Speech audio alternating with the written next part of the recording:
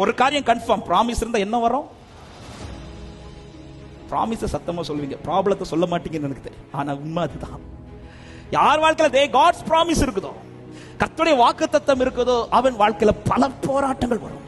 தேவ பலன் இல்லாமல் தேவன் வாக்கு பண்ணின அந்த பிராமிஸை நம்மளால சுதந்திரிக்க முடியாது.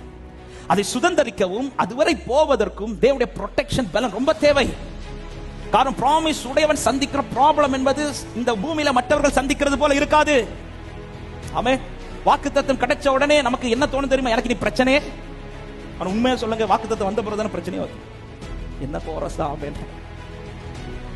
யோசேப்பு தரிசனத்தை பார்க்கிறது நல்லா தான் இருந்தார். எப்ப தரிசனத்தை பார்த்தாரு அங்க பிரச்சனை ஸ்டார்ட் ஆகும். தாவீது அபிஷேக தைலம் ஊட்டப்படுறது வரையில காட்டுக்குள்ள அவர் பாட்டுக்கு ஆடு மேய்ச்சிட்டு இருந்தார். எப்ப அவன் மேல அபிஷேக தைலத்தை ஊட்டுறாரு, அடுத்த நாள் இந்த பிரச்சனை ஸ்டார்ட் ஆகும். சில நேரத்தில் நமக்கு தோணும், ஆண்டவரே வாக்கு பண்ணாமலே இருந்திருக்கலாம். வார்த்தை உடையவனுக்கு, வாக்குத்தத்தம் உடையவனுக்கு மற்றவர்கள் சந்திக்கிற ப்ராப்ளத்தை விட அதிகமான ப்ராப்ளம்ஸ் உண்டு.